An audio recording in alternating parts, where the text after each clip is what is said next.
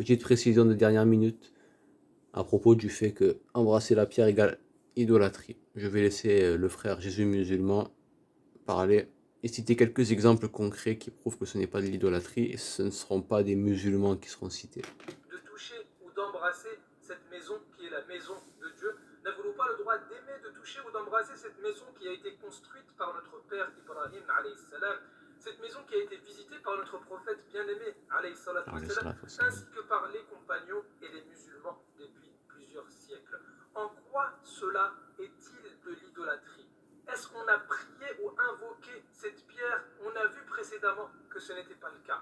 Mais si le fait d'aimer une pierre, c'est de l'idolâtrie, alors que dire de la Bible qui dit, Psaume chapitre 102, verset 14, car tes serviteurs en aiment les pierres, ils en chérissent la poussière.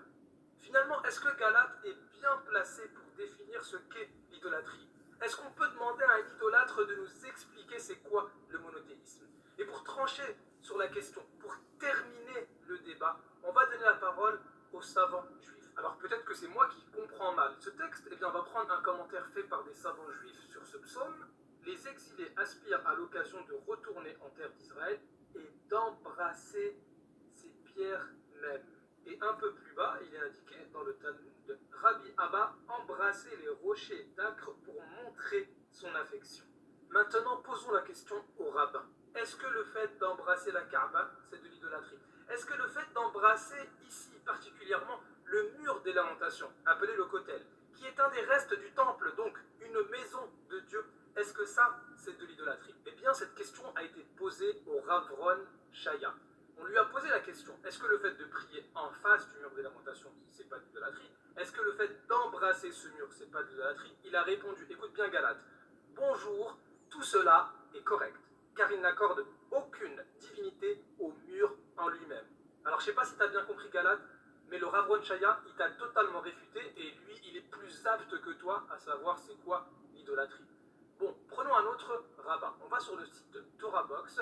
Le rabbin nommé Rav Gabriel Dayan. On lui pose exactement la même question. Donc, les juifs qui sont face au mur de lamentation et qui l'embrassent, est-ce que c'est de l'idolâtrie? Il répond, le fait d'embrasser le kotel est une mitzvah. On embrasse bien la mezouza, le Sefer Torah, un livre saint qui tombe à terre, ainsi de suite. Donc, autrement dit, il nous dit que ce n'est pas de l'idolâtrie. Et il se base sur quoi pour dire ça? Sur le psaume 102, au verset 14, ici le verset 15, celui qu'on vient de citer tout à l'heure. Ils accomplissent ainsi le verset, tes serviteurs en aiment les pierres et ils en chérissent la poussière. De même, le Rav Nissim Haddad confirme que c'est permis d'embrasser le kotel, c'est-à-dire le mur des lamentations. Bah alors Galate, t'arrives plus à retomber sur tes pattes? D'ailleurs, Galate qui accuse les musulmans d'être idolâtres, il est réfuté par qui? Par Rav Ron Shaya. Qu'est-ce qu'il indique? Quand on lui a posé la question, est-ce que les musulmans ils adorent le même Dieu que celui des juifs? Il dit, les musulmans ne sont pas idolâtres. T'as compris Galate? Je répète, les musulmans ne sont pas idolâtres. Ils servent un Dieu unique, éternel et sans image, mais toute leur religion à part ce point est fausse. Autrement dit, le Rav Ron Shaya, bien qu'il considère comme l'islam étant faux, au niveau du culte, au niveau du monothéisme, les musulmans ne sont pas idolâtres. Autrement dit, il t'a réfuté. Alhamdulillah. Le prophète Mohammed sallallahu alayhi wa sallam d'idolâtrie, il est également réfuté à Après, ce qu'ils pensent sur la religion, ça en montre tous une sans faire bouger l'autre. Pour nous, c'est pas faux.